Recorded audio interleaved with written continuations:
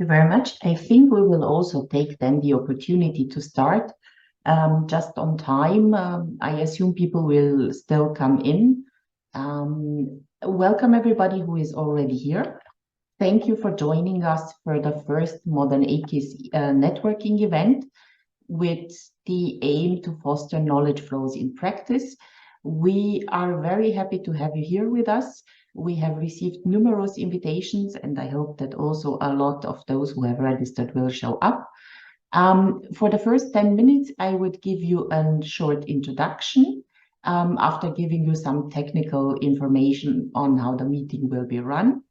Then we will have three presentations, one from Marleen Giessen from Boerenbond in Belgium, Building Knowledge Flows on the Road, the Inspiration Bus Trip.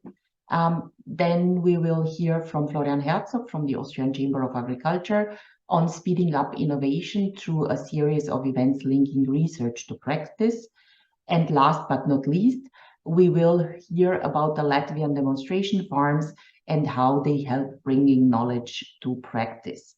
After that, we will have about a 5 minutes break. And when we come back here in the plenary session, we will split up into parallel sessions. Those who stay here in the plenary room will hear the answers from the presenters on your questions.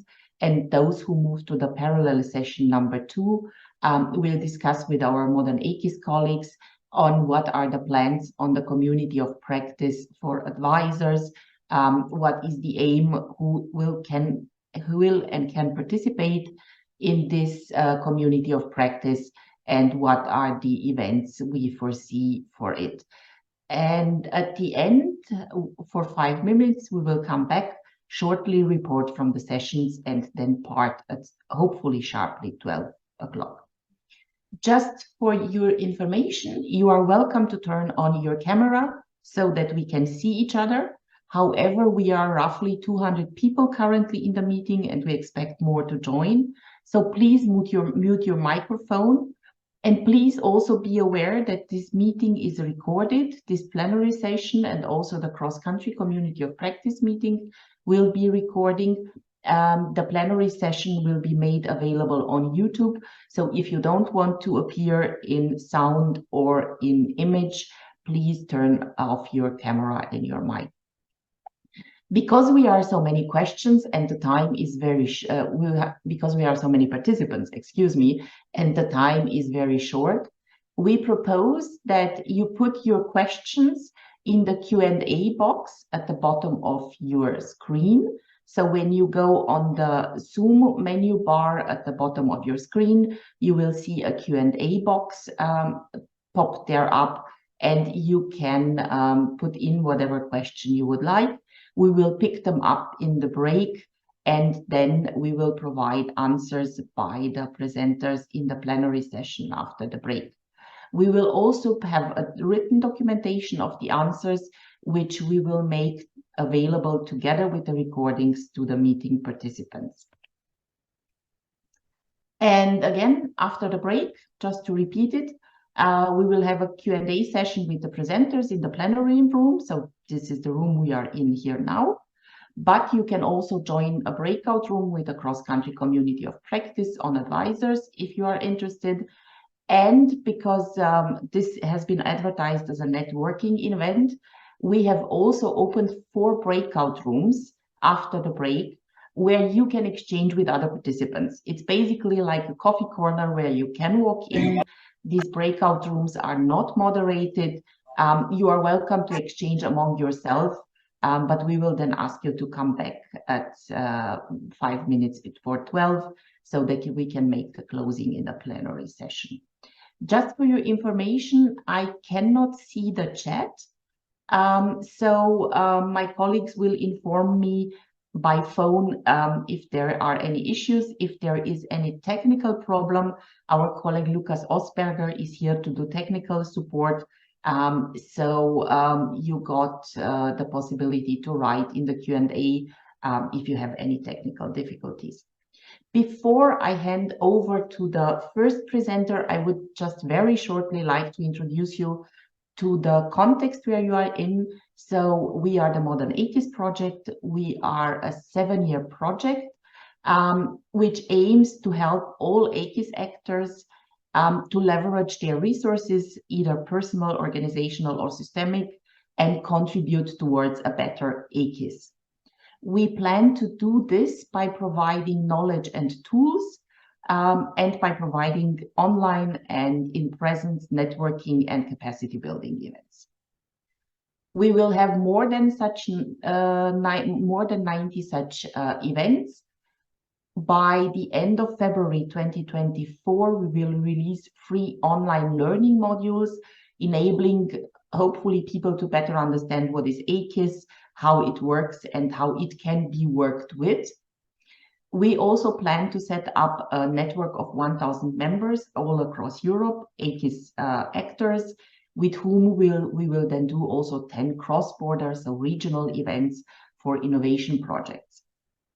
As you know, now that AKIS is a topic in the CAP strategic plans, so-called AKIS coordination bodies have been established.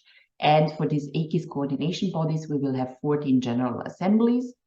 And also more for these AKIS coordination bodies, we will develop benchmarking tools for AKIS in order for them to be able to assess how the own AKIS is in comparison with the other European AKIS.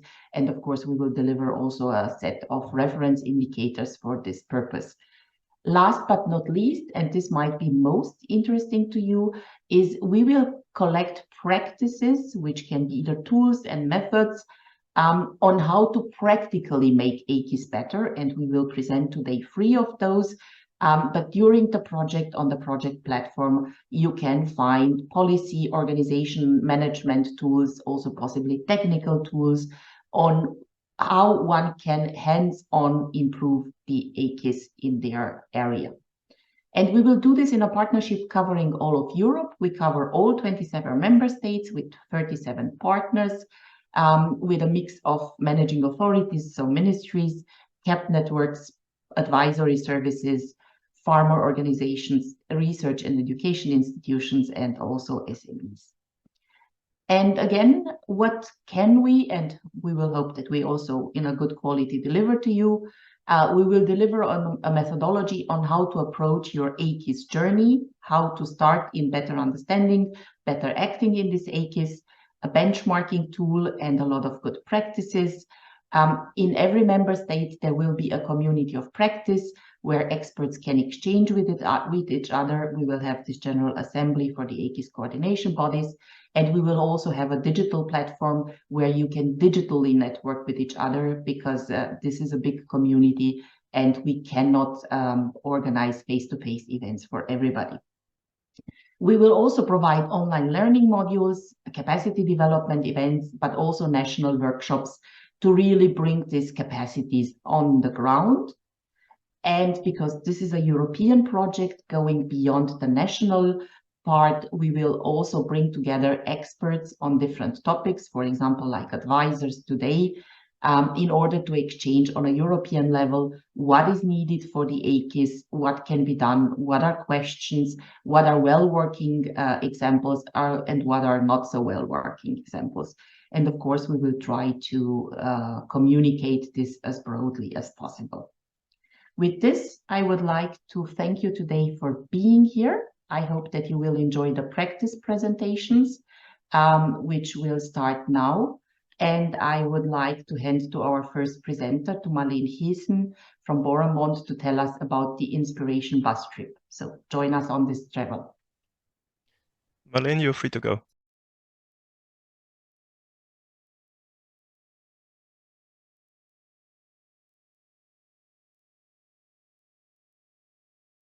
Looks perfect. Yes, thank you very much. Good morning, and first of all, thank you for inviting me today. I am Marleen, and I work at Boremont, and it seems that I cannot...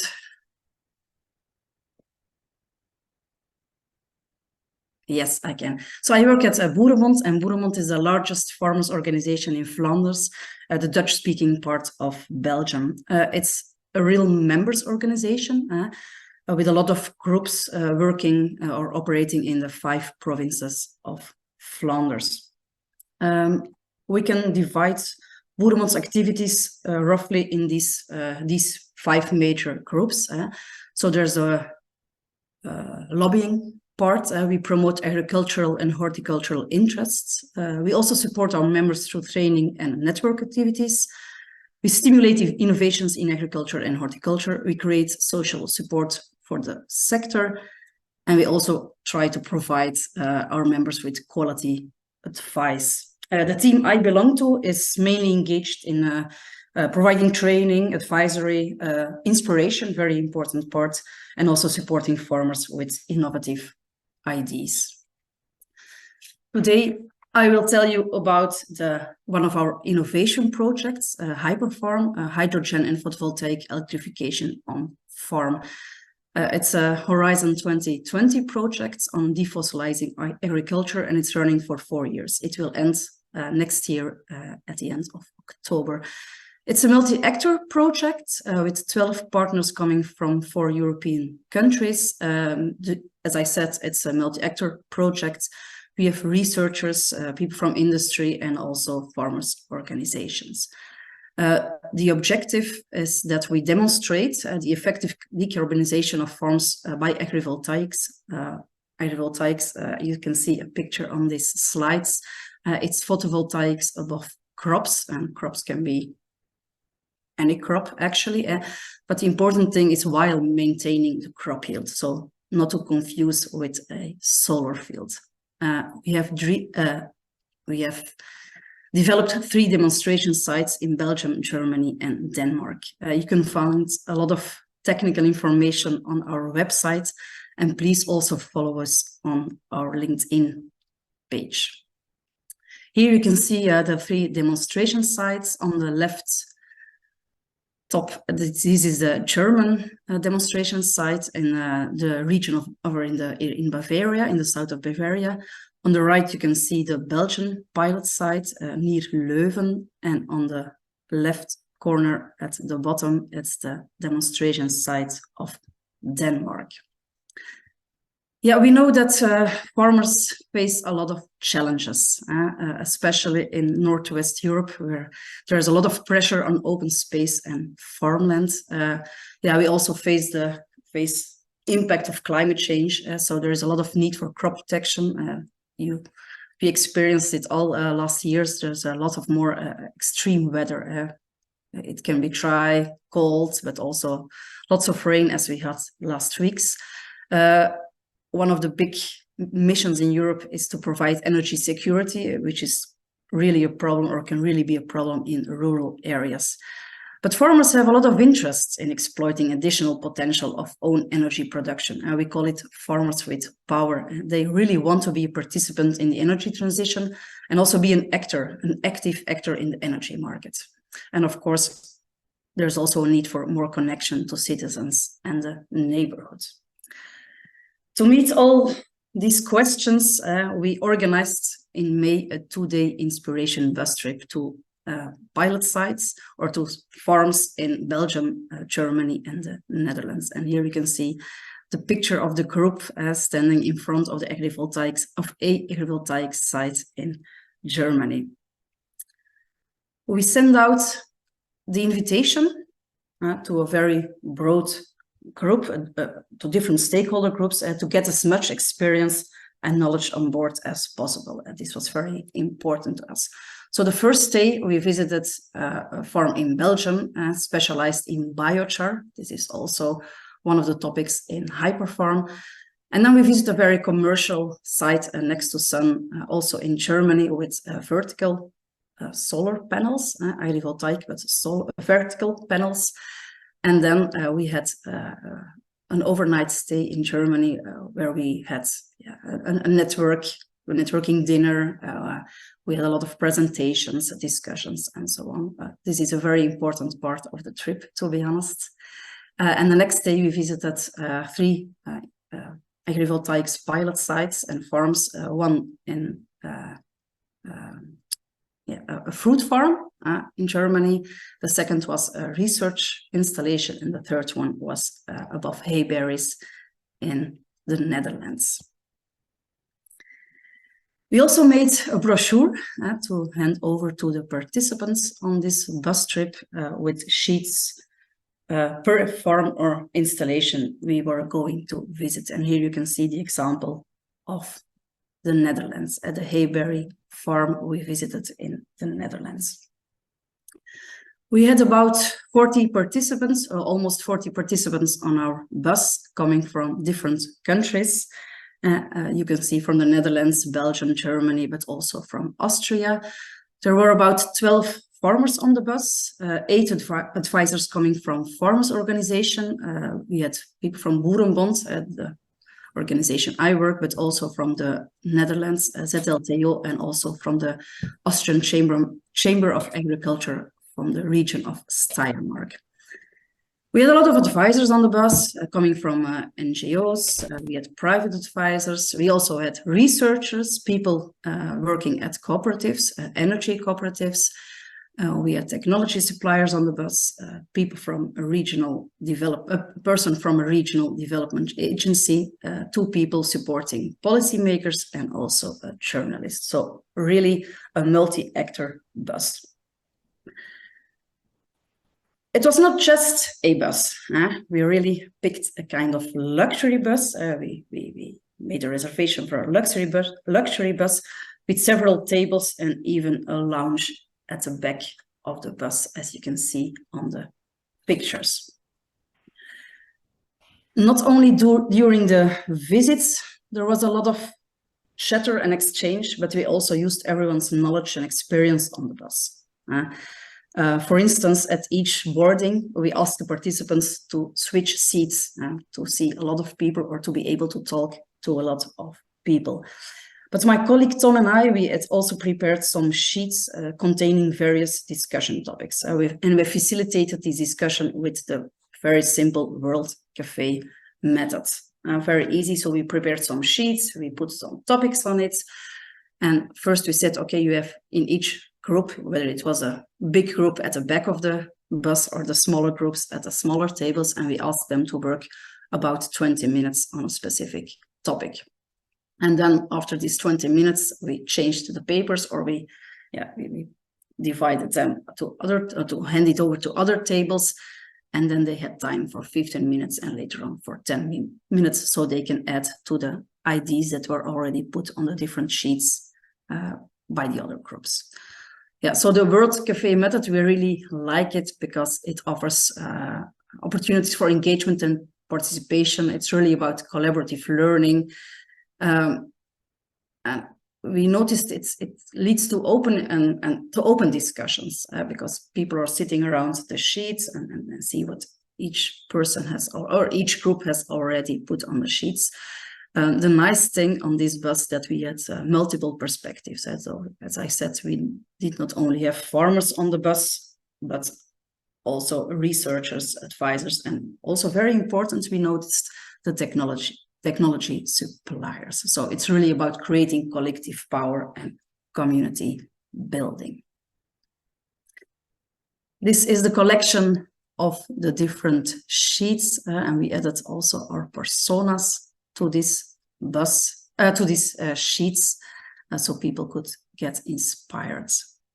This is an example of the sheet on crops. It's the crops, we mean everything about yield, the crop yield, but also about crop protection, which can be an important issue or an important opportunity for having agrivoltaics on your fields.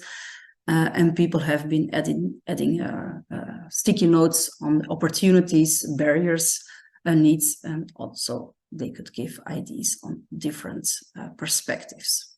Yeah, I will not go into much detail on all the aspects that people have been writing about or have been discussing about. This is just some illustration illustrated with pictures. So one of the sheets was on technological aspects, opportunities for that, but also concerns and needs. One important concern, for example, by the farmers, not by constructors or researchers, was that farmers really want some lighter construction, less heavy foundations, but also there were some issues on grid connection and grid capacity. So they discussed a lot on these technological aspects. We also had a discussion on crops. Again, opportunities, concerns, and needs, with a big conclusion that the primary production should prevail. So that it's not only about the solar energy production, but definitely this is an agricultural setup, so the primary production should prevail. We also talked a lot about policy and social acceptance, and also, of course, about the money. It's not only profit, it's not only people and planet, but also profit, of course. Farmers are entrepreneurs, so we also talked a lot about the money of it. These papers have already given us a good insight into the farmers' perspectives on agrivoltaics. And for us, the added value is absolutely, certainly that we discussed this with a multi-actor group. And what we ourselves are also very happy with is that by being out together for 2 days, discovering new things together, thinking and discussing about them together, and also share a lot of fun moments, I can tell you. We have now created a kind of learning network. We have brought the people together, and we will now also involve this group. For example, this week, a new research project on agrivoltaics will start in Flanders, and Boerenbond is also partner in that, together with a research farm and the University of Leuven. And so we really want to involve this group. We will use them as to speak, so to speak, our sounding board, our think tank. And so in this new project, we will also include the experience, or we will be able to include the experiences and knowledge of these practitioners, of the farmers, the advisors, and also of technology suppliers. So it started with the challenges farmers face, and we tried to give them some inspiration, but by working in a multi-actor group, we really used the power and the knowledge and the experience of all these stakeholder groups, actually. Thank you for listening to me. It was just a short presentation, but we will have more time afterwards to answer your question. So thank you. Thank you very much, Marleen. Thank you very much also for keeping in time. It was 13 minutes, so very, very sharp on the time. And we really appreciate this. To everybody who is looking and listening, please write down your questions so that we have a lively discussion afterwards. You can put them still in the Q&A box, and we will be happy to discuss the different perspectives, both from a methodological, but also from a content point of view, to whatever you are interested. So to keep the time, I would propose that we go to our second presenter, Florian Herzog, discussing now a series of events which addresses, I think, more the multiplier level of the AKIS and how they are put in practice in Austria. Florian, 15 minutes, the floor is yours.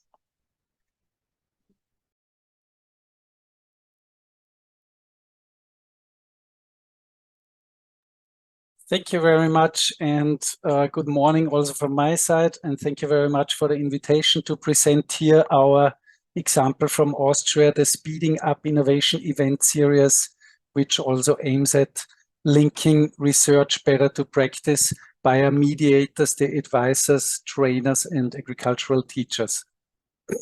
I will give in my short input an overview about background and motivation to the event series, then what is the series about, what results we could produce with it, and which lessons we have learned that might be also interesting for you if you have something similar activities planned or ongoing already.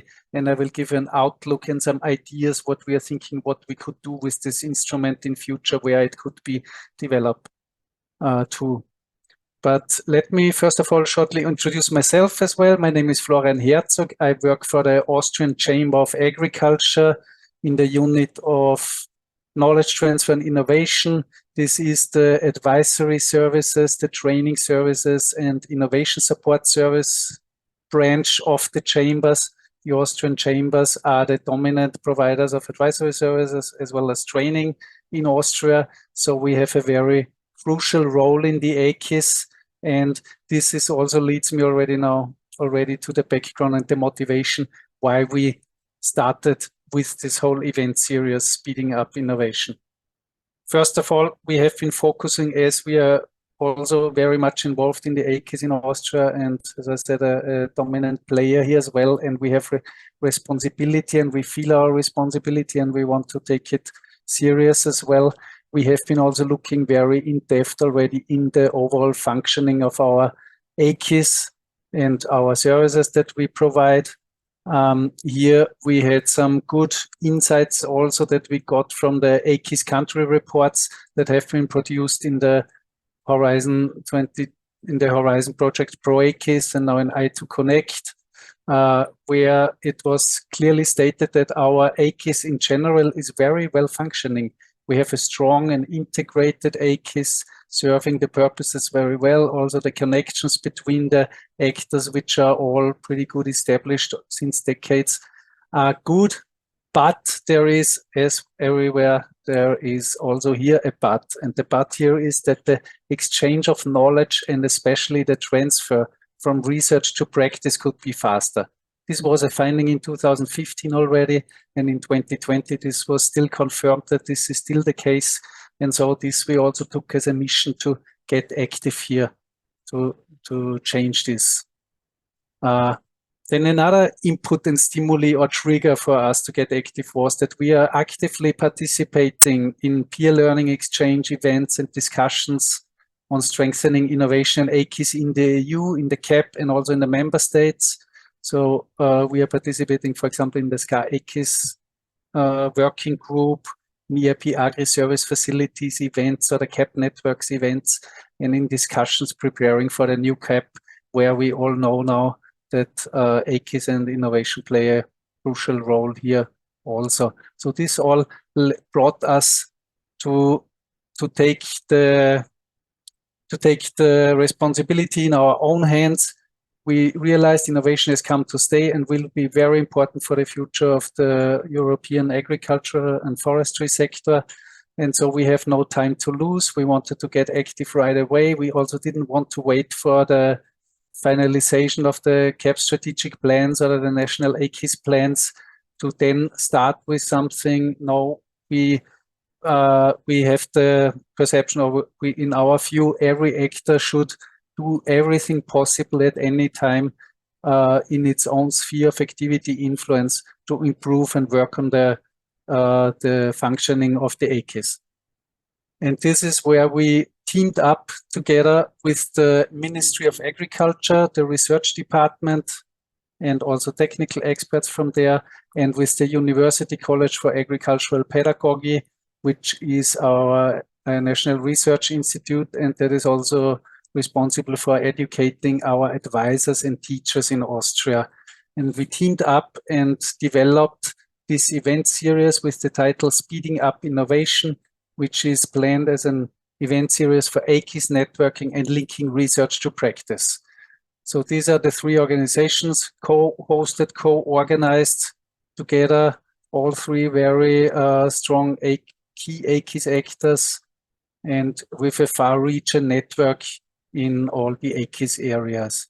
The financing is not too big, I have to say. We do it because we want to do it and we put our effort in, but we have also a combination of various sources. For example, we use national funds from the continuing training plan for agricultural advisors and teachers, as well as we use parts of CAP advisory services funding, where we can put some staff costs for organizing in it. Eligible activities here are, they run under this back office and innovation support services, which are fundable in the advisory services measure, funding measure. But as I said, it's important the in-kind contributions from all our organizations, and also mobilizing funds from other projects or other initiatives or actors plays a role. But it's the results are very good, but compared to the finances we put into it, we have a very good ratio here and a very good effectiveness of this. So financing is not the first important thing. The most important thing is to have the ownership by all the participating organizations to really want to bring the AKIS forward together. The target group is, as I said already, we want to link research to practice, but not directly to the farmers, researchers to the farmers, but via the mediators, the advisors, the trainers, and the teachers. So those are the target group of this event series. And the overall objectives are that we improve the networking of representatives from, on the one side, the research institutions, and on the other side, the representatives from advisory, training, and education service providers. With them, we want to further develop and accelerate the transfer of knowledge between research and practice in selected thematic areas. We discussed this also on a general level, but also on the basis of very specific and selected examples of research projects. So how can we present research projects there, and then we discuss how can we translate these results and findings for the practice and transfer it efficiently there and fast. What we also do and aim at is that we identify and prioritize research and knowledge transfer needs in the selected thematic areas, and very important also to initiate this overall dialogue and discussion on effective knowledge transfer instruments and the overall functioning and further development of the Austrian AKIS.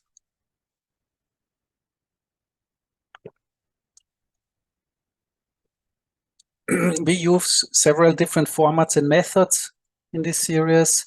We always plan to implement it as full-day face-to-face events in Vienna. But the events vary, the methods we use, they vary from event to event. We have, depending on the topic, objective, and size of the respective event, we use different formats. But what is always there is we have plenary session with introductory notes, keynotes, panel discussions, impulses from diverse actors groups, where we then also bring the farmers in, the farmers' perspective in again. We have interactive sessions, breakout groups and workshops, poster session, world cafes as well, and also other interactive innovation and co-creation methods. We also always aim at that when there is already innovation in the title of our event series, we also would like to use always innovative and modern methods and technologies. So this is also a thing that we for sure always use online tools during the sessions and before and after, etc.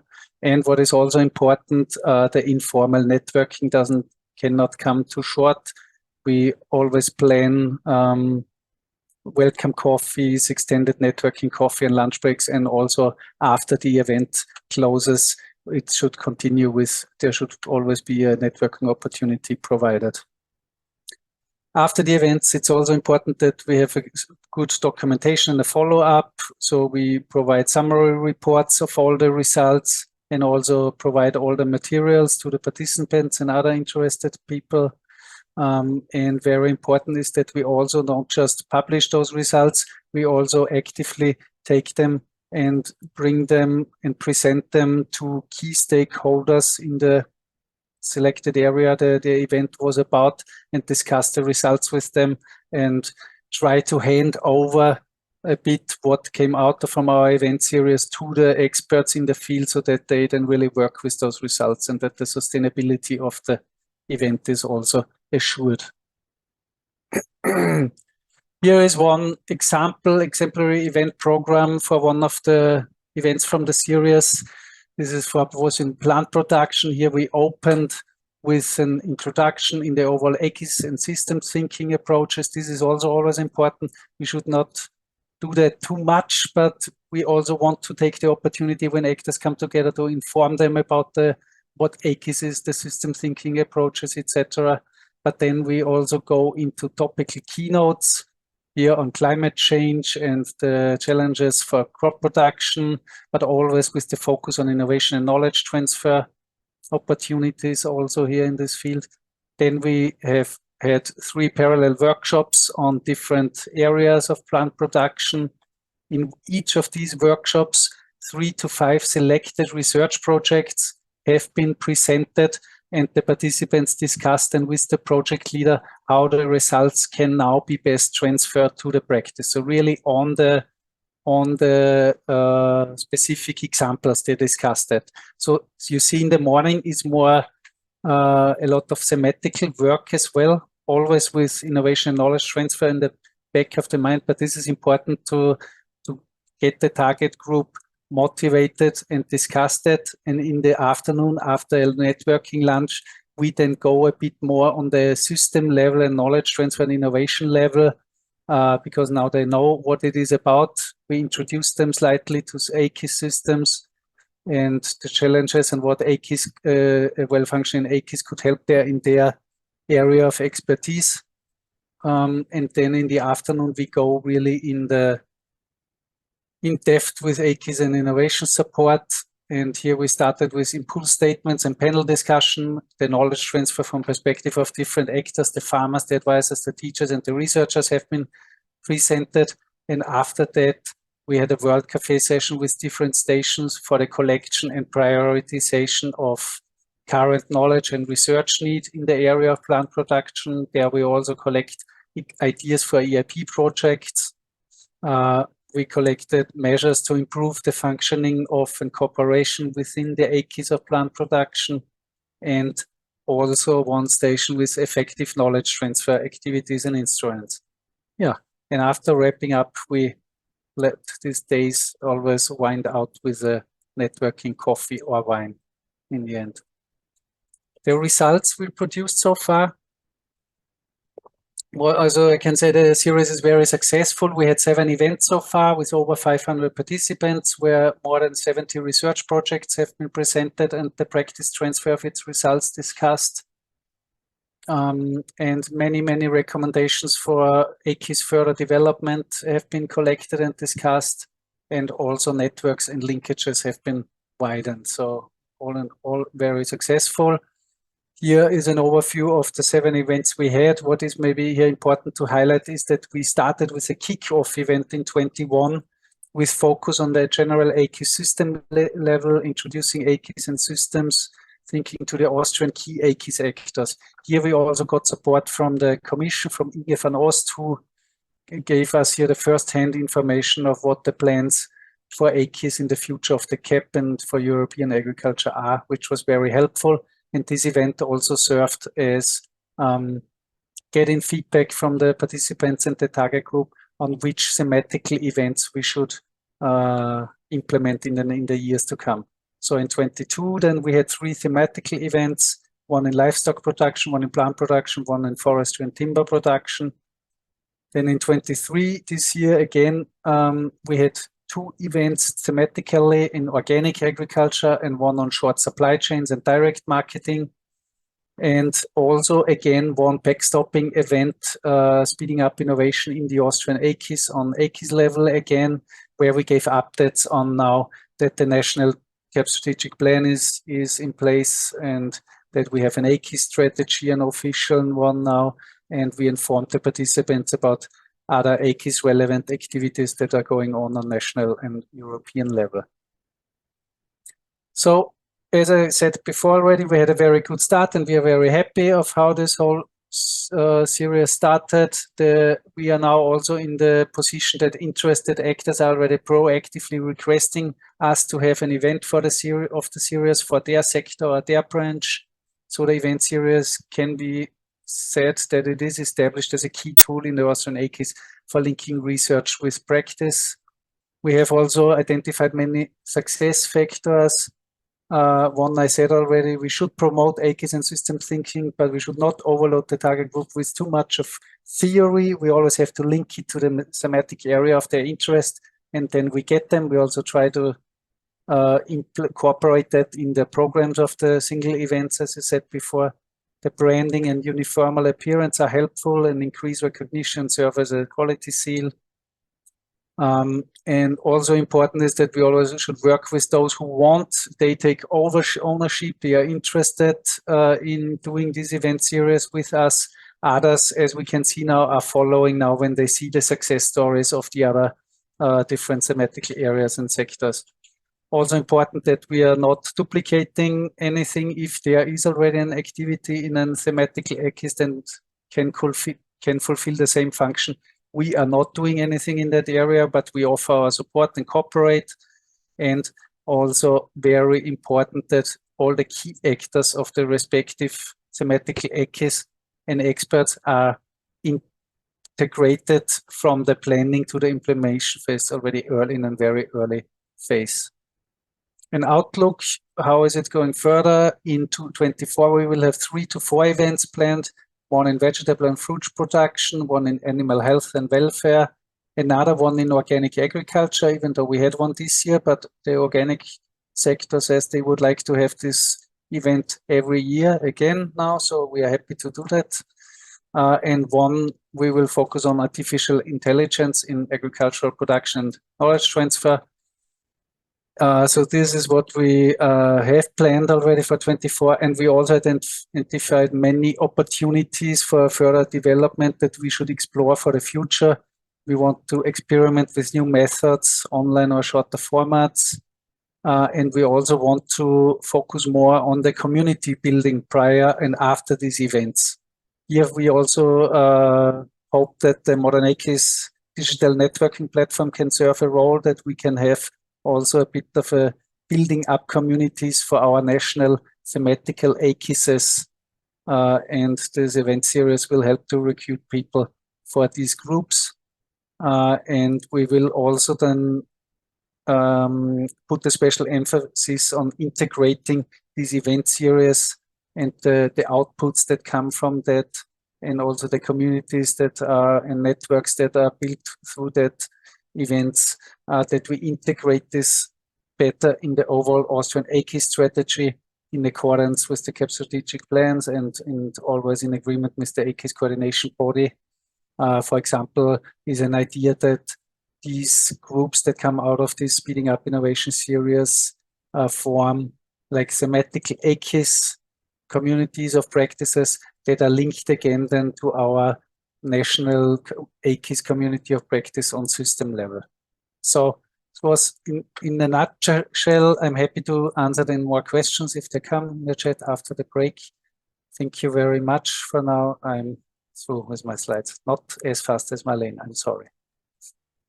Thank you very much, Florian. Also, thank you. I think this was quite a lot of information for the participants. I will ask you to take a deep breath. We still have one presentation. Then I have one question for you, and then we will give you 5 minutes of a break for a glass of water or a cigarette. And then we will continue with the questions and the discussion with the panel. Please don't forget, if you have any questions for Florian, before you forget them, put them in the Q&A box, and in parallel, we will continue with Kasper's going back to the farm, going back to the farmer in an experience on demonstration farms. Kasper's, please go ahead.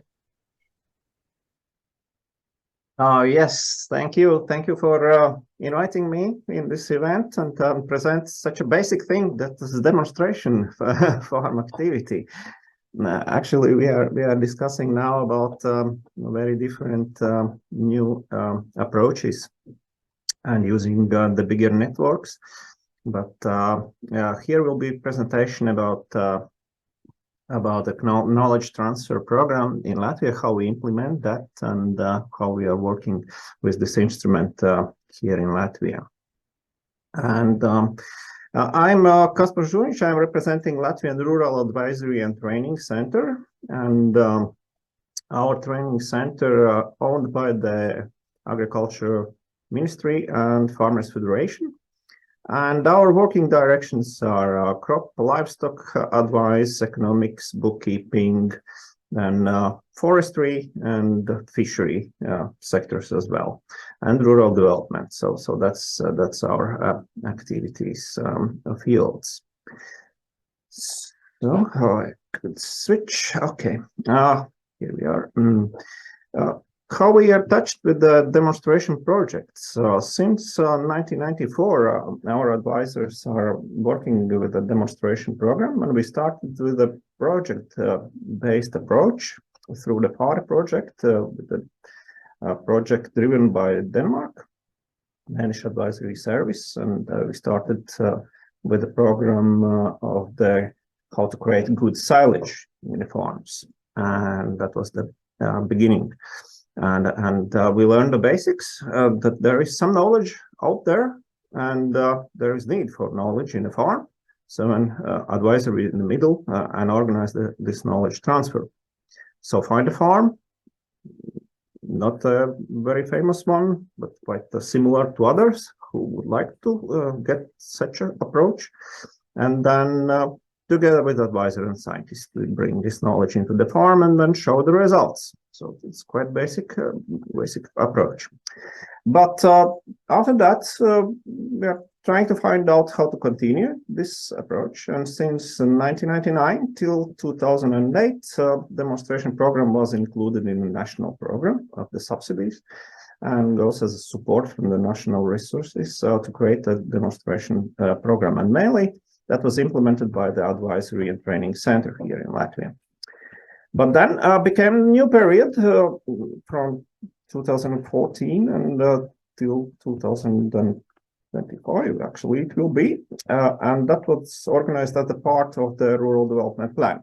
In the beginning, from 2011 till 2017, that was organized as rural network activities, into the activities of the rural network through the technical support as a demonstration activities.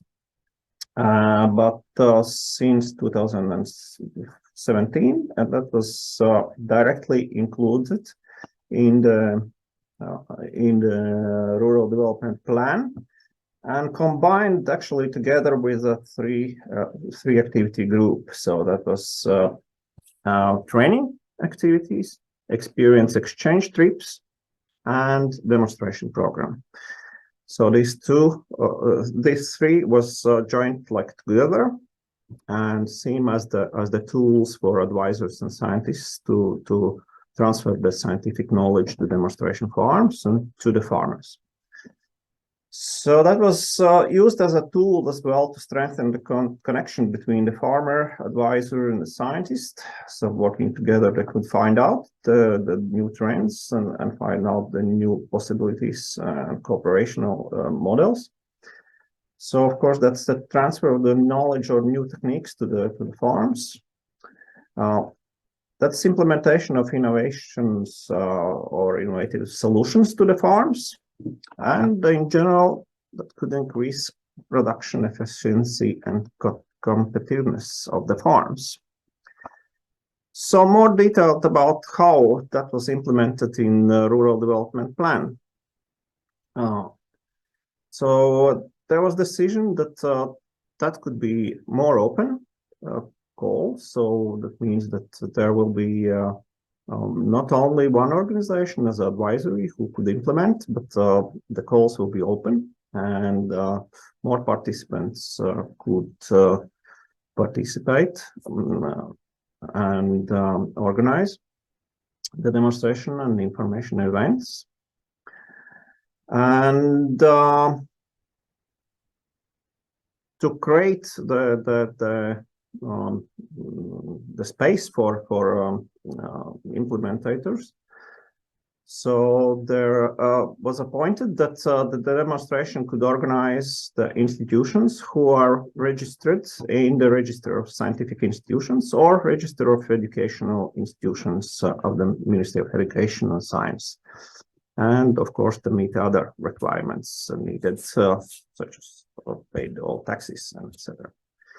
So about the amounts of the support or the price was negotiated, and there is maximum amount of eligible costs for setting up the implementation for one demonstration for 1 year, and this is 15,000 euros, excluding VAT, and intensity is 100% of the eligible costs.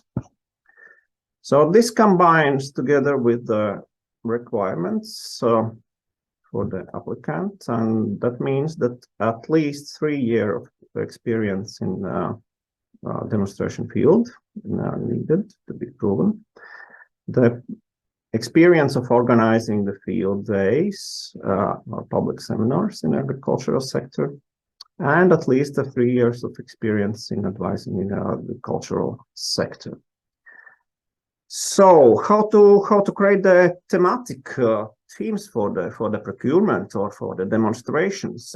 So there was the announced and organized group or proposal submission for the associations who representing the producers, scientific organizations, advisors, and as well some other activity groups who are registered, so they could send in the topics they would like to be demonstrations organized.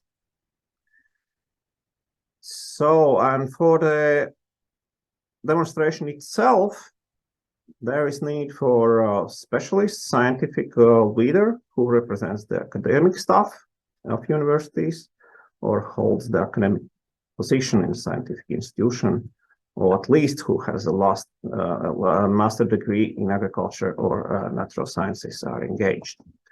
So, and then additional conditions was that as minimum 1 field day and public seminar at the end of the demonstration, or at least once a year. So was organized, and as well publishes the results of the demonstration on a website, our printed way. So, and a farm that participates in the demonstration and implements the demonstration need to be compliant with the conditions of the good agriculture and environmental practices. So that's preconditions for the demonstration. Around 6,000 participants were in the demonstration since it's organized in the Rural Development Plan. 75 topics and advisory and scientific institutions were involved in organizing these demonstration farms. So to cover the livestock, biological crop, livestock topics, etc. So is it only knowledge transfer? Not at all, of course, because in the cooperation who is created under the demonstration program, there is becoming clear that there is good outputs, not only for knowledge to the farmers, but as well to the new programs, what's needed for the farmers. And that new information has been collected together, discussed, and then implemented new activities in scientific institutions and or in advisory service. For example, we as advisors creating the program where we are developing early announcement of the diseases in wheat, winter wheat. So, and we use the demonstration results as well to build up the new knowledge for this program. So we are not only transfer the knowledge down, but we are bringing new results up and bringing them to the innovative product. The process itself was such that in the beginning of the program, all ideas about the topics were collected for the Ministry of Agriculture, and they decide which topics are the most interested. Then announced procurement, and procurement was for each topic. So each topic has the opportunity to have one or several institutions who would like to implement that topic. So when the procurement was announced, then advisors or other organizers are searching with the farms and discussing with the farms who would like to implement together with advisors and scientists this topic. And the pre-agreement were signed, and after that you could submit your proposal into the procurement. So it means that maybe not all topics were covered, what was announced, because you couldn't find farms or couldn't find interesting financial aspects, let's say, into this procurement. But in general, yeah, as I mentioned, 75 different topics were implemented, so that's quite a lot, and that was a good result. So there is some benefits for the farms as well we could mention. So that's possibility that this team are looking at your farm from outside and not only focusing on the demonstration topics. So you get some influence from outside. So it's more time, more attention, and time to evaluate the productivity in the farm. That involving competent advisors who allows to see some unnoticed problems as well and find the relevant solutions for the economic growth of your farm. And knowledge allows you to take action not only in a specific situation, but also make informed decisions in the future. So program is developing well, and the proposal is to continue. It's put it in CAP strategic plan, and program will run in the future. And if there is more questions about specific implementation aspects, I would like to answer that on the questions and answers session. Thank you for now. Thank you very much, Kaspars, for this very interesting presentation and experience report. And now I would like to ask you all, before we take a few minutes break, to answer one question which is very important to us. And I would ask Lucas, my colleague who is doing the technical support, to start the sharing of the Mentimeter. We are very interested on what topics would you like to hear in future networking event. Now on your screen, there should be on the right-hand side a pop-up that you can join the Mentimeter. Then you can do this directly via your screen, or you can go the usual way and type in your browser the number of the session. So I will just share my screen with you to see what I see. Just 1 second, I'm gonna go back.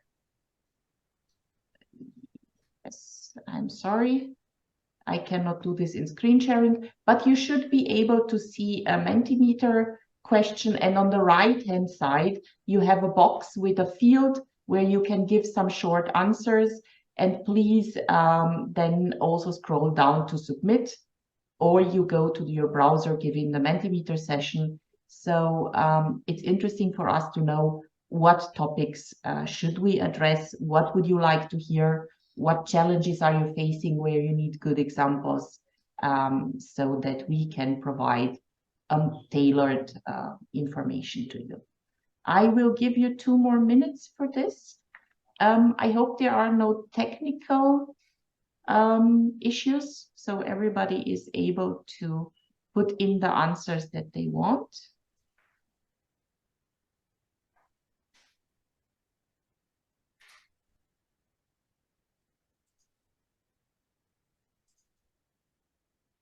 Okay, they can be technical topics which you would like to address, more systemic topics, more AKIS topics.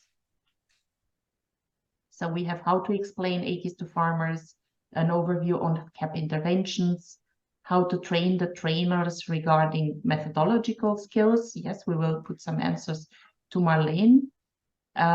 More information about AKIS building best practices, local production, concrete examples. We will try to do that. Perfect. Also Attractis, another project.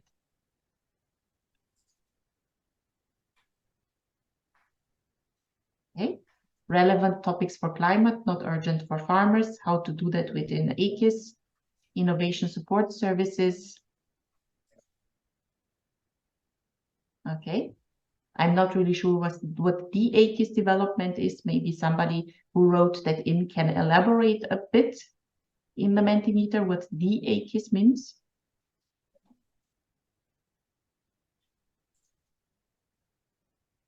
Okay, efficient techniques to build community systems. Yes.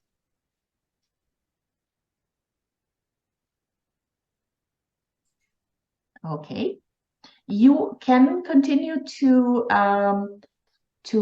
fill in. Yeah, the digital AKIS. Thank you very much. I should have come to that myself. Apologies for that. And I will leave this Mentimeter open. You can fill in your ideas, your needs, and we will go through them and try to satisfy as many as we can, possibly together with other projects. In the meantime, I would say let's make 4 minutes of a break, and we come back here in the plenary session for at 11:05. We will continue here in the plenary session with the panel discussion, where I've collected some questions which we will ask our presenters. And for everybody else who is interested in the cross-country community of practice, we have then the breakout room ready. So I'll see you back in 4 minutes. Thank you.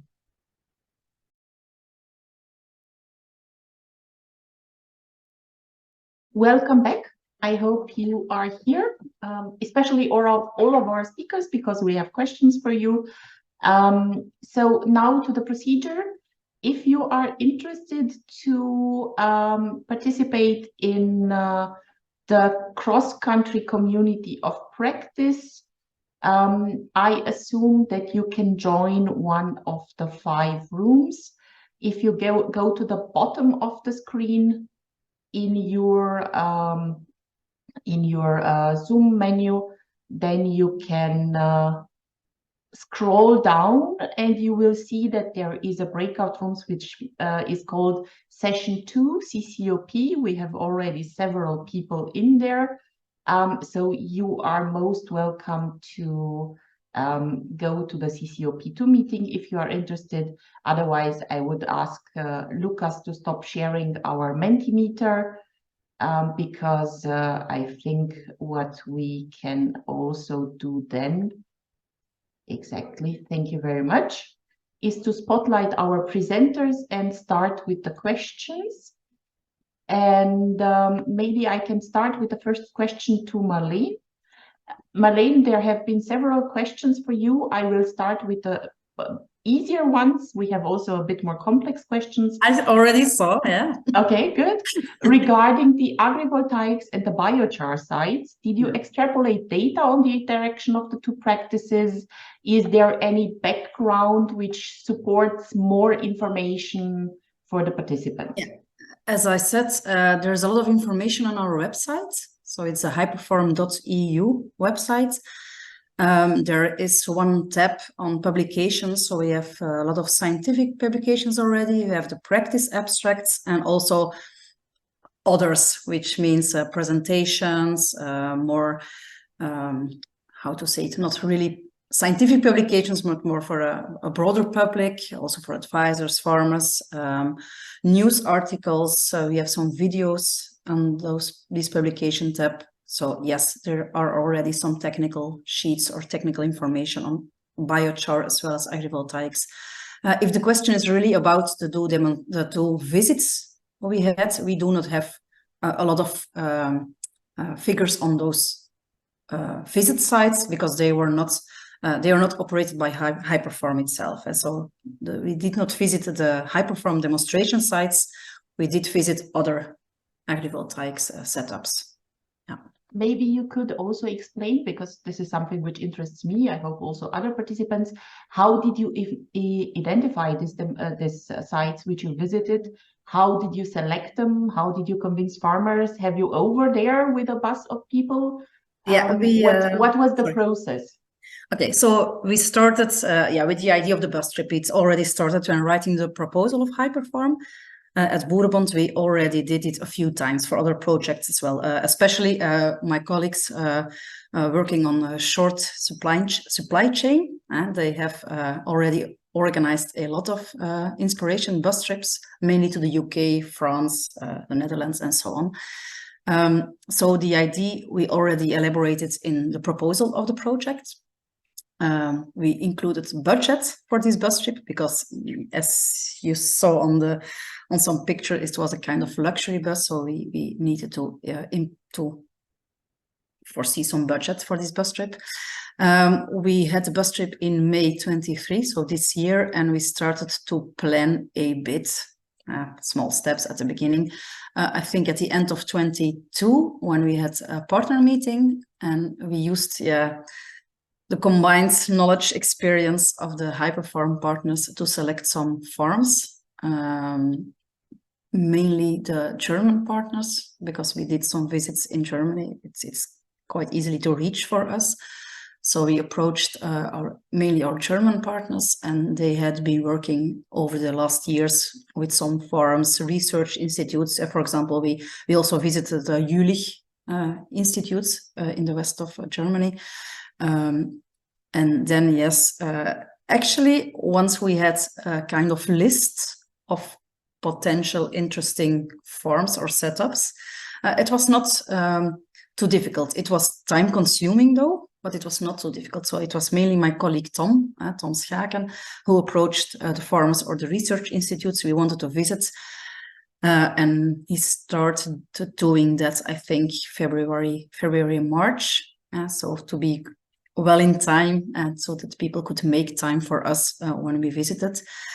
We did pay them a small fee, not a research institute, but the farmers we visited. We did pay them a small fee, a few hundred euros, I think, but it's not that convinced them, obviously. I mean, it's really about, everyone was proud when we were there, when we went to the farms. The farmers were proud and also keen to exchange with our participants on the bus, with our researchers, other farmers, absolutely, advisors, technology suppliers, and so on. So it was time consuming for Tom, because if you need to make up a program for 2 days, it has to fit all the times, morning, afternoon, evening, and so on. So that was time consuming, that everyone's program or schedule fitted in, agenda fitted in our time schedule or our agenda.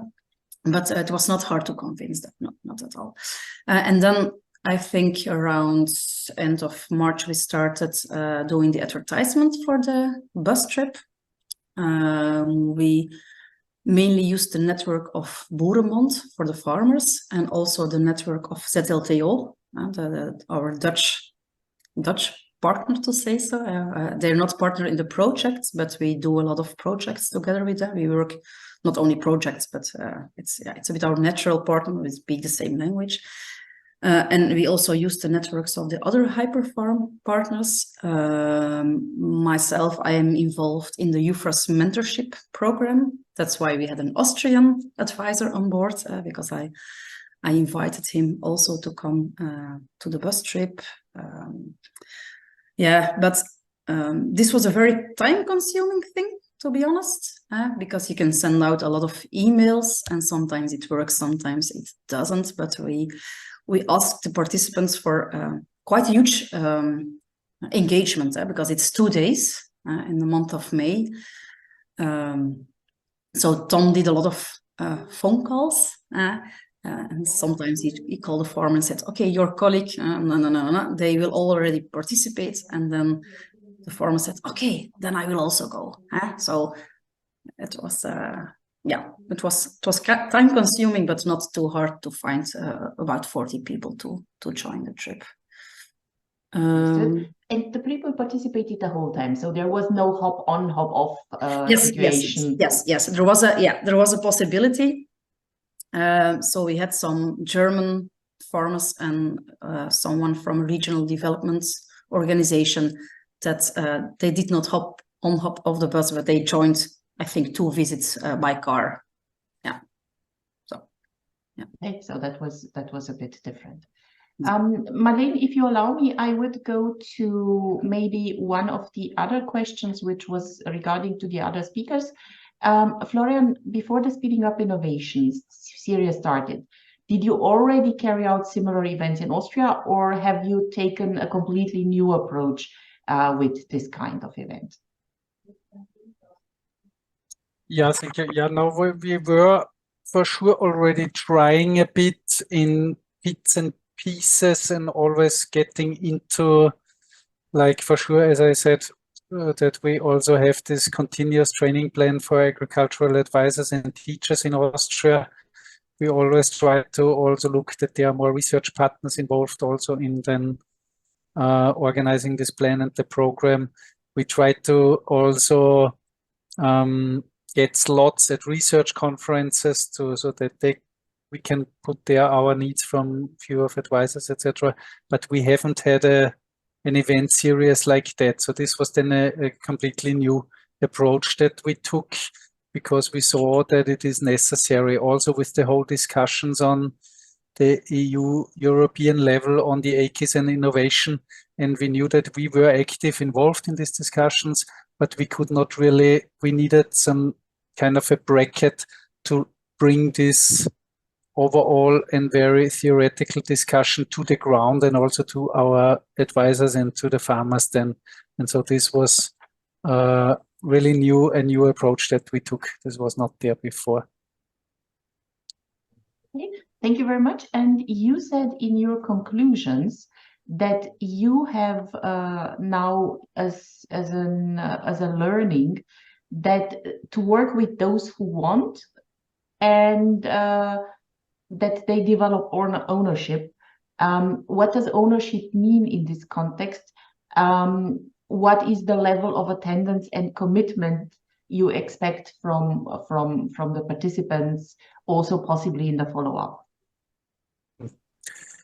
Yeah, as I said, it was like we had this kickoff event in 21 where we also used to introduce general concepts, etc., but also to ask the target group for where they see the needs, in which areas, what should we focus on, where is this transfer between research and practice, where's the biggest need to accelerate here this transfer to the practice. And then we started, then we got a list of several topics, and then it was important, okay, we want to focus on the big. We started, and also you saw it's getting more detailed and detailed now with the years. In the second year, the thematical events were then focused on big topics like livestock or plant production. And then it got always more detailed and concretized, like climate change challenges for plant production, etc. And we had to find, then our challenge was then to find people who organize that with us, because we see us and our unit as the service station to organize this event, and we bring in the expertise on knowledge transfer, exchange, and AKIS and innovation support, but all the technical experience has to come from the experts. And there we had to look then for the people who is interested. And we also realized that some were a bit, hesitating maybe. What is this again? We see that our colleagues also in our own organizations are more focused and interested in the technical parts of their work and not so much in the methodological and this theoretical thing with the knowledge transfer, etc. So this was what I meant, that we have to find the people who want. And so we had a great team. We have great colleagues who started doing that, who were ready to go through that with us, organize these events with us. And they were so successful that we now see that others that we also asked back then that said, no, rather not. We rather want to wait and observe what this was going to be. And we don't have resources for that they are all now coming and saying, hey, this is great. I also want this event, one event of this series for my sector, for my work. And this is, and then what we expect from them is that they help us work out the program. For sure, we do this always in very good cooperation with the ministry. The research department of the Ministry of Agriculture provides us with research projects that have been funded and have produced results already. And so it's then very good cooperation among these different actors, and we are working together to come up with a program that is really very relevant for the target group, relevant for the respective thematical AKIS, but also relevant for the participants as a continuous training for them on their daily work in advisory services on the field with the farmers. Yeah. Okay, thank you very much. And you, there was also a question in the Q&A on the technical topics addressed by Speeding Up Innovation being also possible communities of practice. And we had the question in the Q&A box, how big should these communities of practice be? How flexible, how dynamic, what is the optimum size? How should one govern them? Do you have any experience there which you could share with the participants? I'm happy to share all these experiences with you in the course of the next 6 years of this project in modernAKIS. Yes, I think we are getting now a good overview in Europe. What is there already? What groups are there? Now also preparing here for this presentation gave me a lot of new insights in how we could organize and use these groups that we establish here, because this was not the first reason. When we started this event series, it was we make events, we network them, and then they should do what they want. Now we realized it's important that we also then really have a follow-up, look at the results, make sure that the results that are produced further discussed and ideally implemented and so on. And this is now just the thought that we have to elaborate that. So we are going to work out on a concept for this in the next year, and I hope I can I hope it's successful, and then I can present more on that. But this AKIS community of practice on national level that I said, we will install one. This was also triggered by modernAKIS, our partnership in modernAKIS, that we in Austria have to install one community of practice that focuses on the overall function of the AKIS in Austria. This is a support structure also for the AKIS coordination body in Austria, and what we plan as a first step now, that these outputs that we create in this event series Speeding Up Innovation feed directly into this as information source into this community of practice on Austrian level. And this community of practice is rather small. It's only really the selected key AKIS actors of around 15 people, organizations who will be participants there. Thank you very much. So rather small groups. If the public allows me, I would like to go to some technical questions to Kaspars. We have a lot of financial questions for all 3 speakers. I will come back to them, and there is also a second round of questions. And I see also a raised hand. We will address it after we handle these technical questions. Kaspars, in the Q&A box, we had a policy or intervention question from Austria concerning the practical implementation of the measure of demonstration farms in the strategic plan. Did you consider using simplified cost options as lump sums? As far as the participant had understood it, you used real costs. The question is this complex in the implementation? How was the day-to-day handling of the measure? Maybe you could give us a bit more insight. Yes, thank you for the question. Yes, there is discussion ongoing, and in the CAP strategic plan, the idea is put that we could use the simplified cost option or lump sum. How it will be in practice, we will see, because for the moment it's more focused. Our implementators on the greening activity implementation, not the demonstration part. We have few years still to do it in old style, let's say. Yes, we see that there is some similarities in the costs, so you could use simplified cost options, and that could be easier for implementation. Otherwise, it's all is splitted into project-based, let's say, and you have to explain our expenditures and be ready to answer all questions for the paying agency if they come up. So the lump sum model will be from the current period, right, onwards, when you start with that's the implementation. plan, at least, and that's the plan we will try to follow. Mm-hmm. So now going to a more concrete level, how were the farm hosting demonstrations selected? What was the process? This is question one. And also question two, where did the innovations that were demonstrated came from? And how were they just from research, or did they come from the farmers? What was the criteria you considered as eligible for a demonstration or an innovation in terms of topic or technical application? Okay, right. Good questions. The first one, I could answer on the how we are doing that in advisory service. So we are certifying our advisors in the several levels, and to be involved in the demonstration program, you need to certify for the additional skills. Let's say you need to be trained how to do this work, how to organize demonstrations, and gain the results.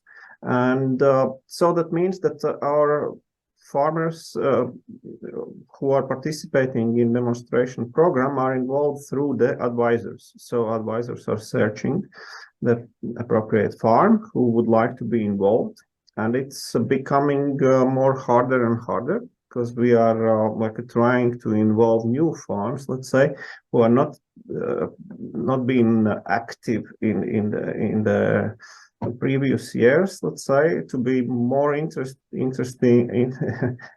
for the participants who are participating in the field days, because they are looking for something new as well, not only for this demonstration topic, but as well for farm itself, because it's all the introduction about the topic, so they could be introduced with the farm as well. So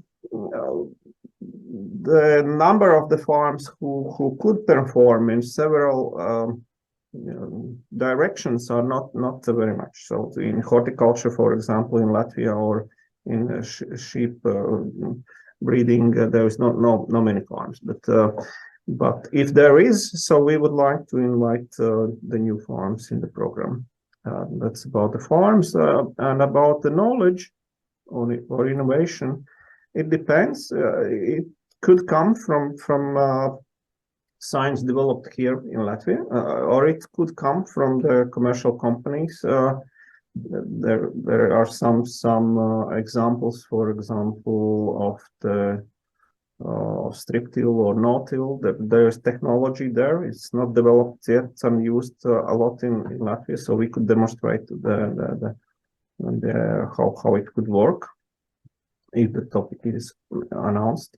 Or it's from outside Latvia, so in cooperation in different projects. So there is new topics, the advisors or scientists could come up and see how to implement them.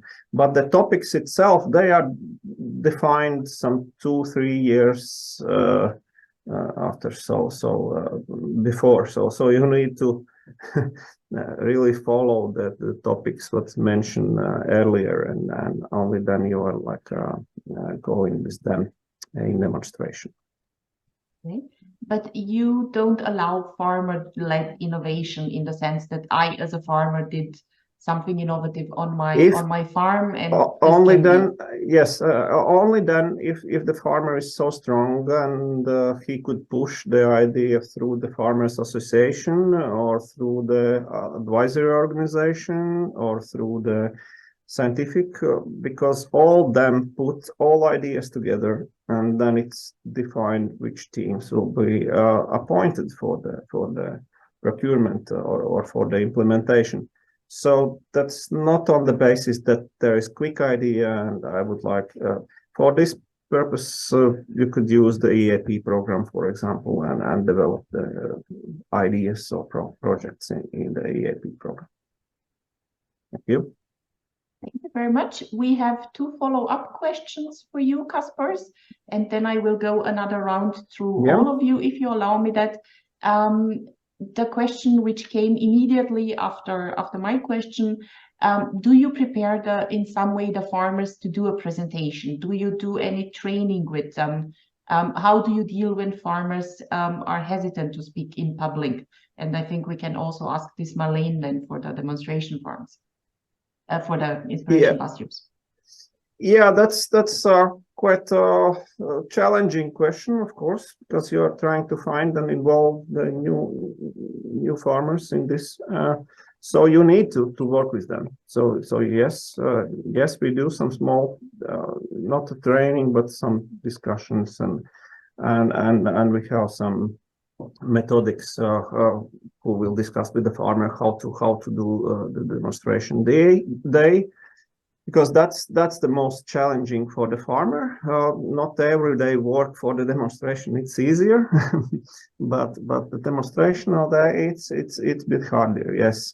And then there is technical questions, of course, as well. So if there is participants, how many they are in the farm day? Optimal, it's around 30. Because then you could use your voice, so you could tell everything. Otherwise, you need to work with the technical support for your voice and for hearing and organize all this stuff, and then it's much more harder for the farmers. So we used to work in small groups. If there is big interest, maybe demonstration could be organized twice.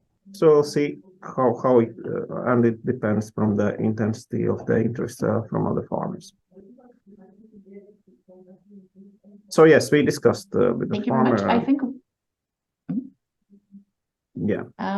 Thank you very much, Marlene. I think we can give this question to you because you went with 50 people to the farms. And maybe you can tell us if you engaged previously with the farmers. Did you put any expectations of them?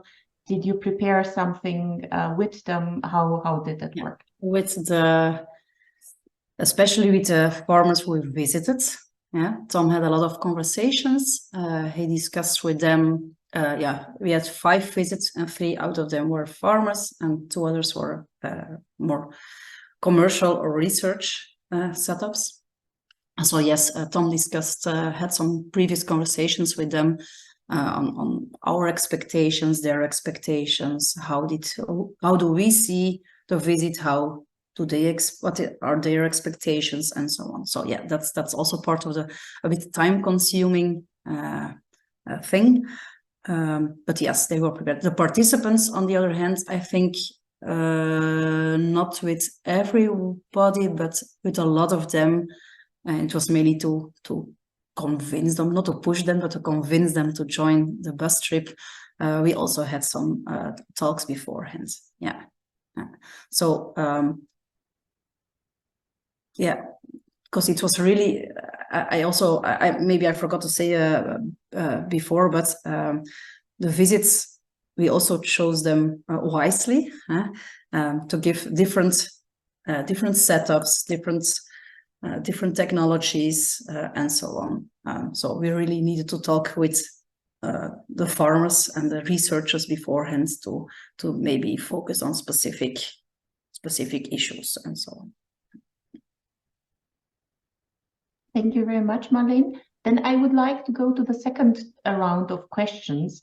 And Marlene, the question is, do you consider enlarging exchanges with a larger group of farmers with this inspiration bus trips, or possibly to other regions and countries? Yeah. Do you plan to organize future bus trips? What is the trajectory of this bus trip story? The easiest question, do we plan other bus trips? Yes, we do. In May 24, we will organize a next bus trip.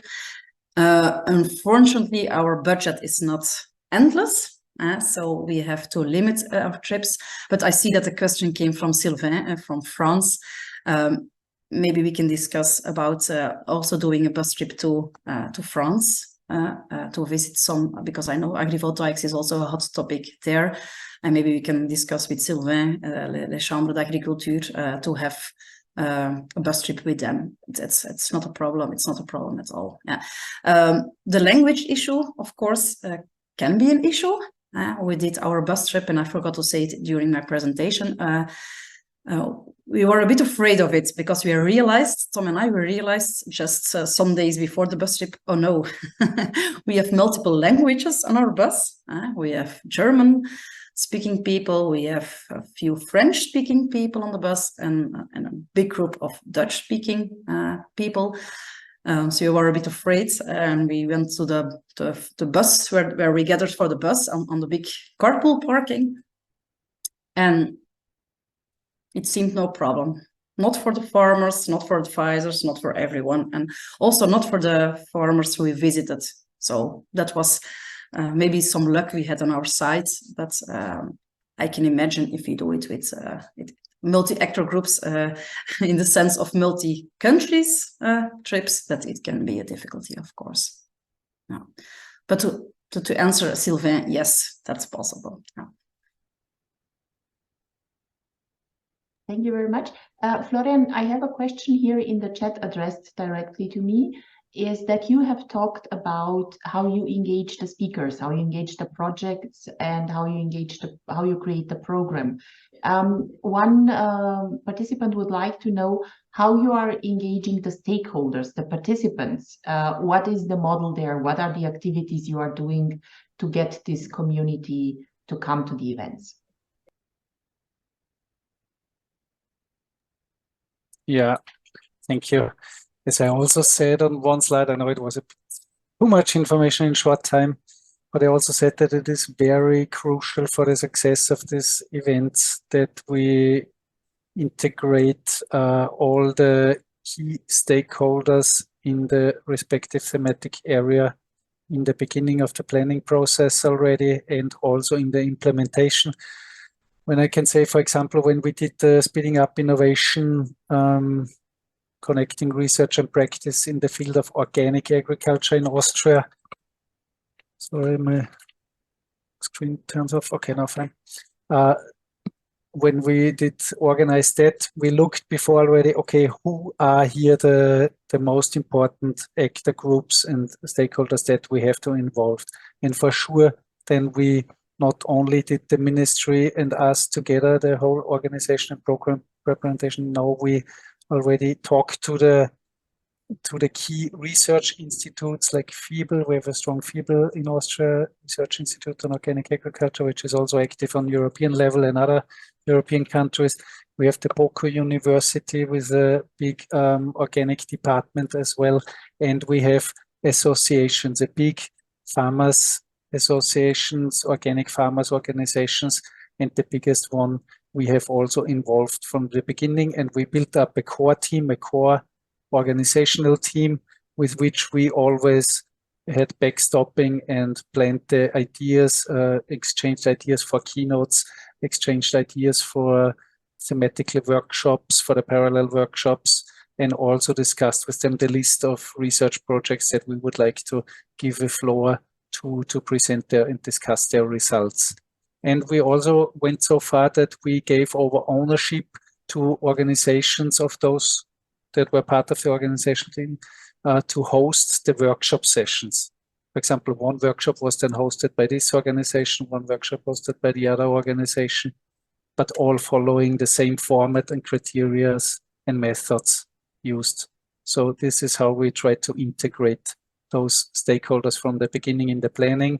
And here I have to say thank you also at this stage to all these organizations, because they do that. We cannot pay them for doing that. This is also what I meant with ownership. Again, they see the need that they want to bring their sector forward and the AKIS in their sector forward. And so they are all happy to actively participate in that. Mm-hmm.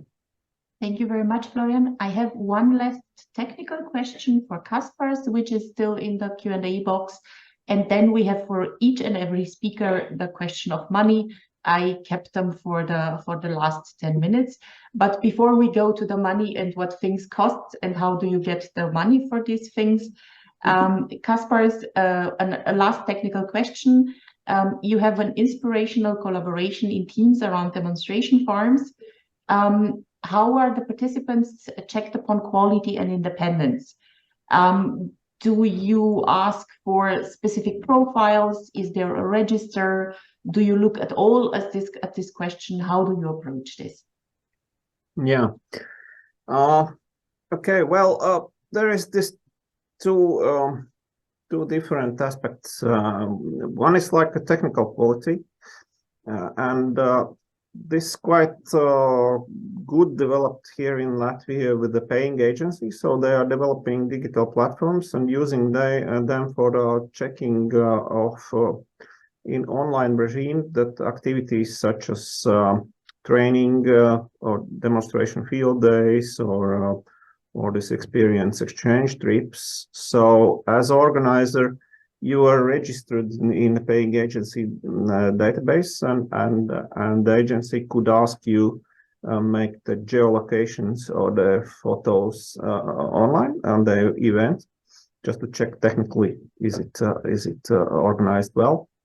But that's the technical part of it. But the content part, so we here try to organize in a way that for submission of the implementation of some topic, you create a team, and that's not only like advisor, scientist, and farmer, but as well some partners who are accepting and like supervising your this project.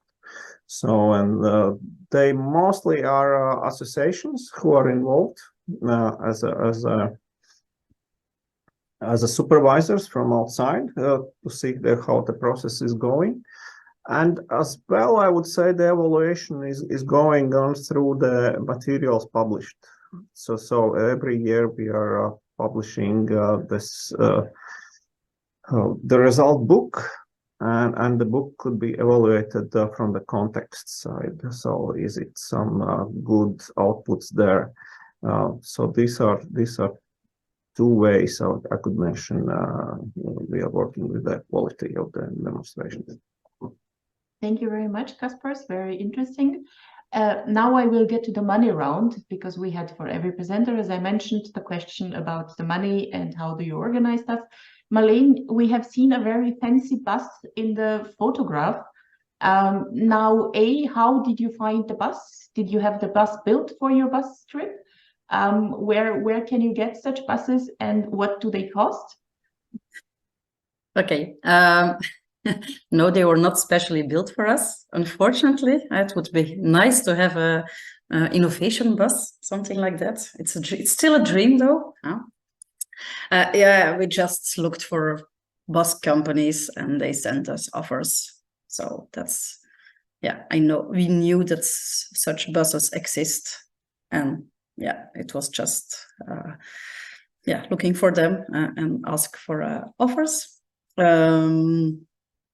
It was not a very cheap trip, as you can imagine, but it was mainly because we had an overnight stay, so we had to pay hotel costs, and because it was 2 days, also a lot of food, of course, because everyone wants to host us in a nice way. The food was really, really nice, but of course we had to pay for it. Normally we don't do bus trips, 2 days bus trips. Normally it's a 1-day bus trip. Even if you go to the UK, it's just a one day bus trip, and then people gather at the carpool parking at 5-6 o'clock in the morning, and they arrive at midnight to get the most out of the day. This was mainly because we really wanted to visit a lot of farms and setups, and also in Germany. So I think we drove about 850 kilometers. So it would have been too much for just 1 day. How did we finance it? As I said before, the budget was foreseen in the Horizon 2020 project, and so we already calculated it when writing the proposal. Okay. We did not ask for a fee. We have been thinking about that, to ask a small fee to the participants. But yes, then you have to find a balance between it. It also costs a lot of time to ask for fees and to check whether people have paid, etc., etc. So we skipped that and said, okay, we will just go for the simple thing and do not ask for a fee. And the whole thing was paid by the European project. Yeah. Okay. So yeah. an added value of a European project, obvious one. Florian, the same question to you. There was a question posed in the Q&A box. What is the cost in terms of money for organizing the One Speeding Up Innovation event, but also in terms of human resources needed for the preparation?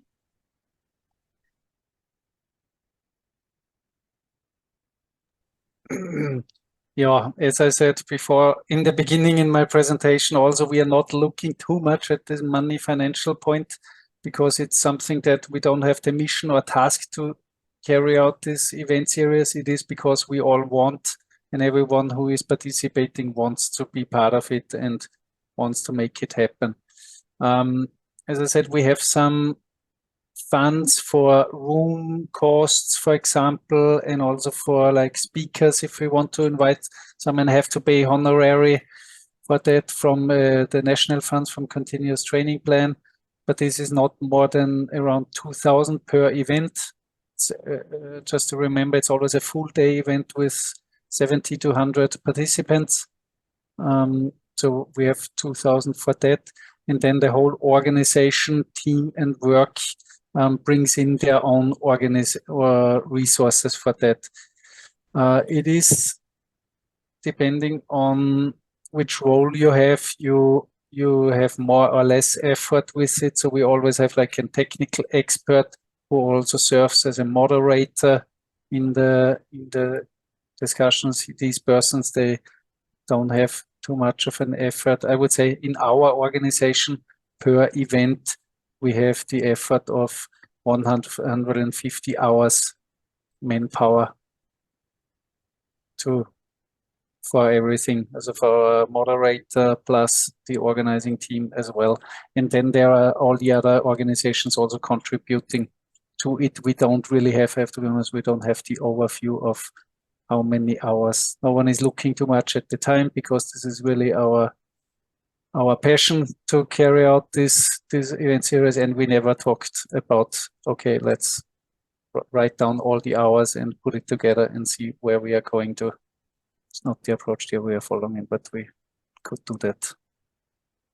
Thank you. Maybe we shouldn't wake up any sleeping dogs, like we say here in Austria. Kaspars, a question also from one of the participants to you. The farms where the demonstrations take place, do they get any funds for playing the role of demonstration farms? So not for the demonstration itself, but beyond that. Yes, we do. We put it in expenses, and this is not much, but is somehow compensated this organizing of this one-day event in the farm. Some compensation for work done in this day, and for some inputs in demonstration organizing itself. But it's not much, but it's for fair that we are compensate some time farmers spending. And if for year the maximum is 15,000, then it's around 1,500 or till 2,000 could come to the farm. So it depends from the team and farm involvement. But yes, we are paying for this role to the farmer. Thank you. That's very great. Thank you very much. We have 2 more minutes, and I have 2 raised hands. I think Marleen would like to say something. Please go ahead. May I end with an anecdote why we need a multi-actor perspective, why we need AKIS. At the first agrivoltaic site we visited, it was a site from Next to Sun, a commercial company in Germany, and they had these really big fields, all nice vertical panels.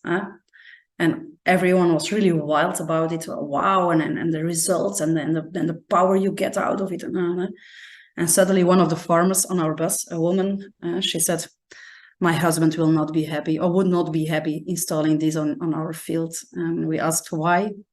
He will not see his potatoes when having all those vertical panels.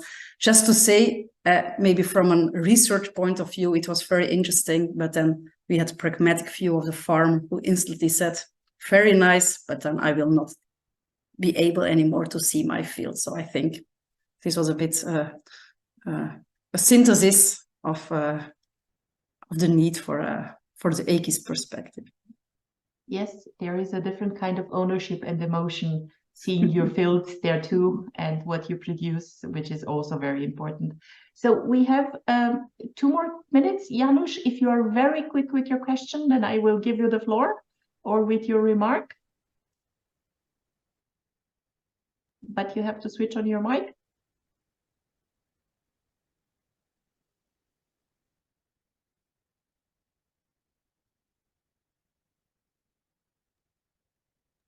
I'm sorry, we don't hear you, Janusz, or at least I don't hear you. Maybe we can figure this out. In the meantime, there was a question from one participant who asked that there is a lot of valuable information, lessons learned, best practices, also bad practices, and the approaches available in the member states. How can we share them efficiently at a European level?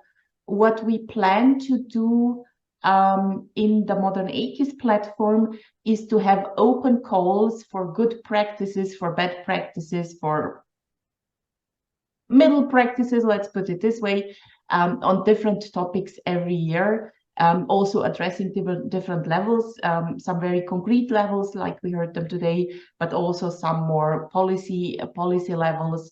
And we hope by this to have input from the community, because we stumble across very interesting cases when we talk to you in different events. But of course, there are way more out there which would be interesting to exchange.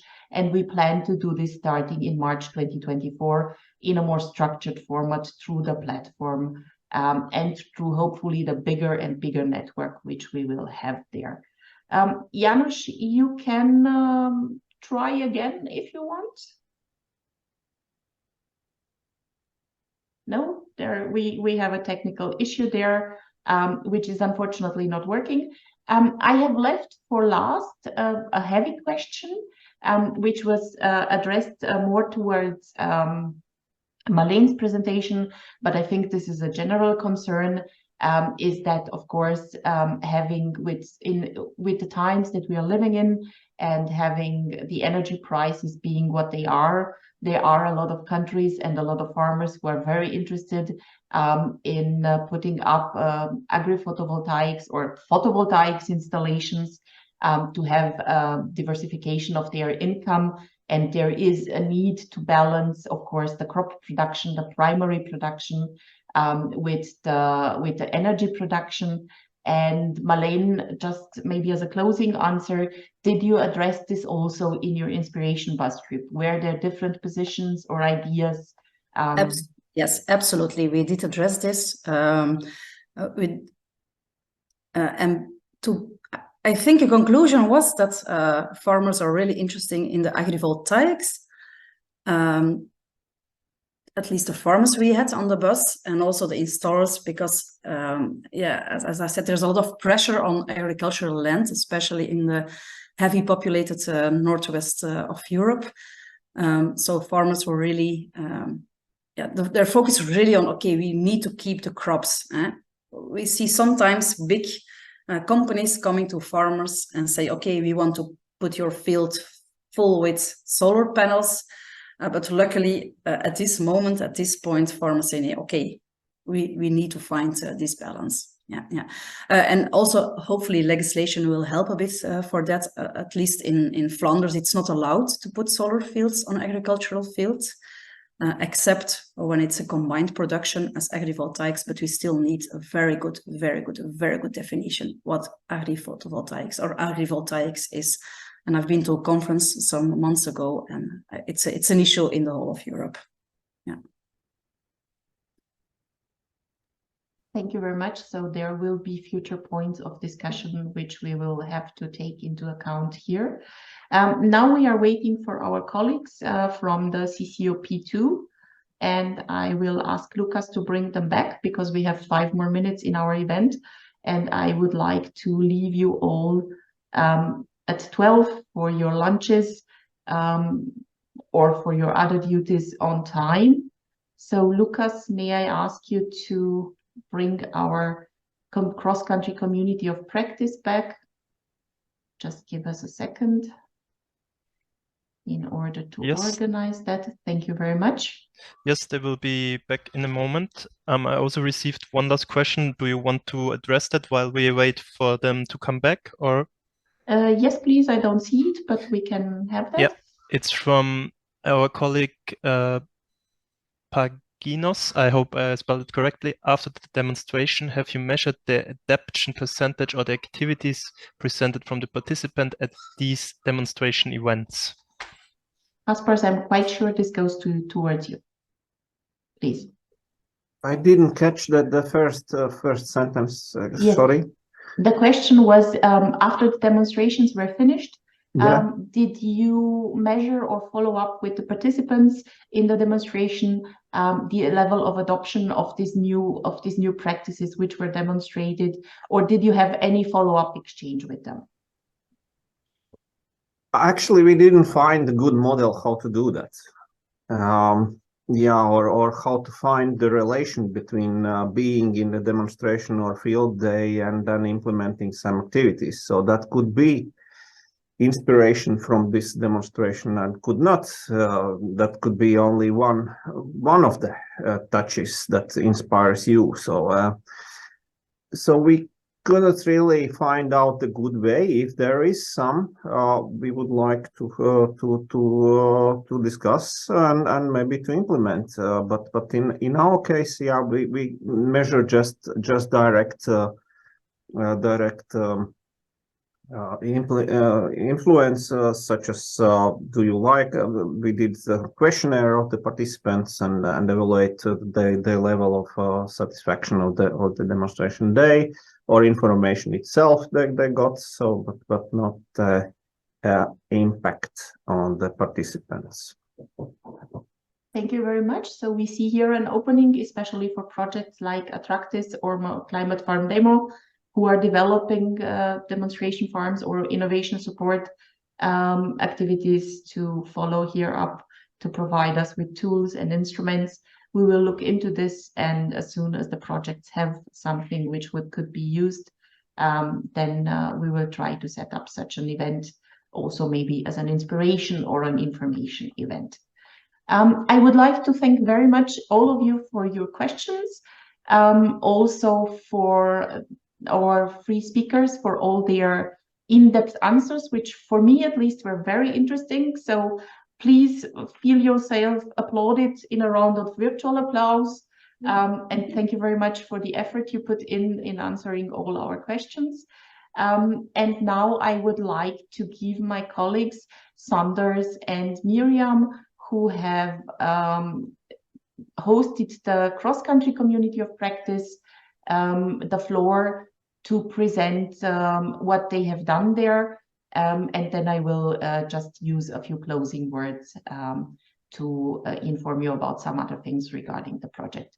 Miriam, Sanders, please go ahead. You have a few minutes.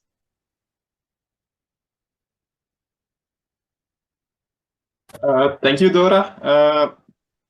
To be specific, we gave a short introduction about communities of practice.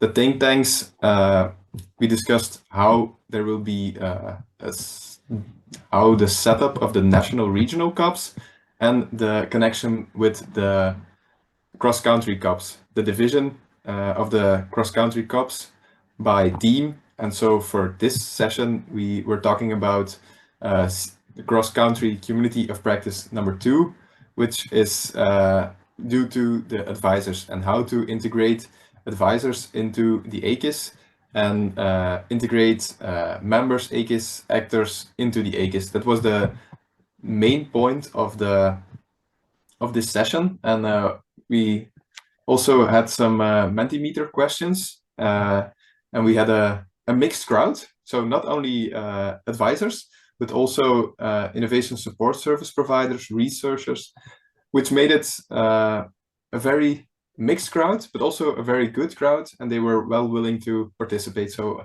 I want to thank again my my crowd, or our crowd. It's not only my crowd. I know it was a little theoretical at some points, but I also said the next session will be more interactive because this was just an introductory. I want to close on that. Thank you very much. Miriam, would you like to add anything? We put some information about the AKIS intervention in link with advisory services, and some teasing information, because there is an ongoing survey about this kind of intervention, and we will speak about them more in depth during our next community of practice next year. Thank you very much, Miriam. Thank you very much, Sander, for hosting our colleagues in the cross-country community of practice. I would like to thank you all very much for being here, for having such interesting questions and such an interesting discussion. And thank you all for contributing what interests you. In terms of your interests, we plan to organize more of these networking events in this format or a similar format. And if you want to know what we are doing in the project, we invite you, and we will provide you the information in the follow-up of this meeting to join the modernAKIS network, where you can receive all information on good practices, which we will collect from the member states, on this kind of events, on capacity building events, on other activities we are doing in the project. We hope that you liked it today. We hope that you will join the network, and I really look forward to meeting some of you again, hopefully in another meeting. Thank you for your participation, and because now the time of the year starts, I wish you some blessed holidays, and I hope to see most of you next year again. Thank you and have a good day. For further information, you can visit the modernAKIS website at modernakis.eu, or do follow us on social media.